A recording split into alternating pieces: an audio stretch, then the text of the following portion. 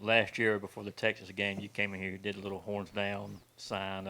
What was the, I don't know, was a funny thing at the time. What was the kind of blowback? How much kidding did you get about that? And would you do that again if asked? Never, never, never again. Coach Smart let me know that was pretty silly of me. So make sure not to do anything with my hands. That's why I'm leaving them right here the entire time.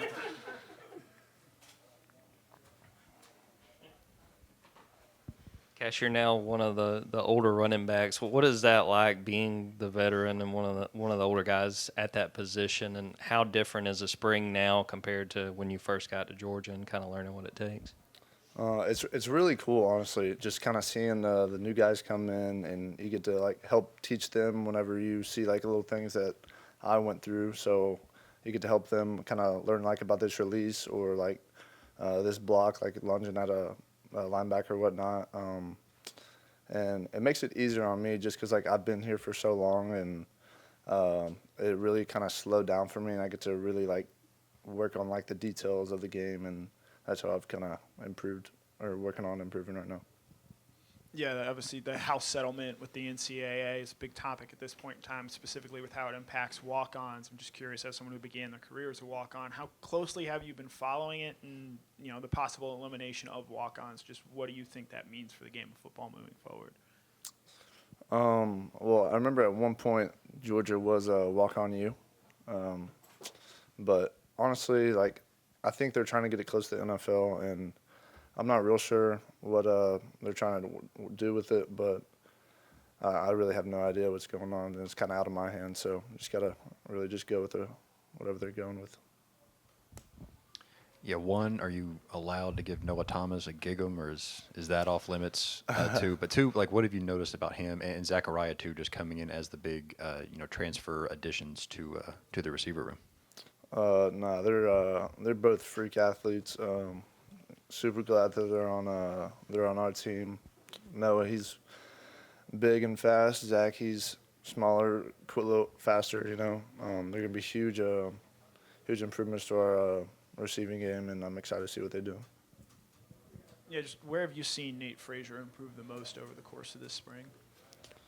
Uh, Everywhere. I mean, he's gonna be a dog. He already is a dog.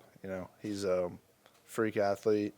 I think he's worked on his ball security, his alignments, assignments. Working on his details. I've been trying to help him with like little stuff here and there. But he's gonna have a heck of a year this year. What stood out to you about Ryan Puglisi this spring? Well, based off my freshman year, I could not learn the plays, and the way that he learned the plays so quick, it's really cool, and just seeing him develop, and like he's working on like flipping the protection and stuff like that, and he's really like throwing some good balls, like he's just doing a great job. I'm excited to see what happens. You guys have one freshman in your running back room right now, Bo. Obviously, what's kind of been his, upside this spring? What stood out to you? And obviously, you kind of talk about learning the system. How has he picked it up, just from your eyes? No, he's doing a great job. Coming as a freshman, it's not an easy thing to do, especially having Coach Smart on that microphone. I don't know if y'all have ever been driving past. You can definitely hear him. But he's dealt with a lot of pressure. He's done an amazing job. He can run the ball great, catch the ball great, and I'm excited to see what he can do. Did you know last fall that you were probably coming back again for this season, or how did that play out? It was really just a God thing. I really prayed about it. I didn't really know what I really wanted to do yet, and I just had to pray about it and talk to my family, and I felt like I needed to come back for another year. Being a Texas native, those two big wins over Texas last year, did those wins mean a little bit extra to you, just given your ties to that state? And I'm sure everyone who said something to you after the Horns Down incident. Yeah, no, it's definitely a good feeling, especially when we be in the SEC championship. That's a lot of people say that's harder to win than the national championship, just because how competitive the SEC is. But no, winning those two games is pretty awesome too. What's been your favorite G-Day memory over your time at Georgia, and what would you tell some of these guys, whether it's freshmen or some of the transfers, about what they can expect out of G-Day on Saturday? Shoot, just honestly, just going out there for the first time, you get to see some fans in the stands for the first time, and it's just kind of like take it in, like just enjoy that moment because it flies by. Like I'm already in my 5th year. Holy cow, you know, it's flown by, but just enjoy the memories while you can.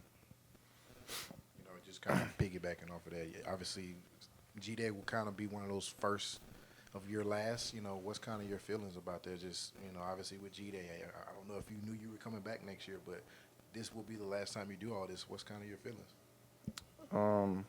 Definitely just enjoy it. You know, you never promised tomorrow, so every day just take every day for granted, or don't take every day for granted, and just enjoy the memories. You had 10 more receptions than you did carries last year, and makes me think of like Dylan Bell splitting time and Kirby Smart saying, well, not all our passes, we consider those runs. So are you a running back who catches the ball or a receiver who runs the ball? It's a great question. I'd probably say running back that can catch a ball.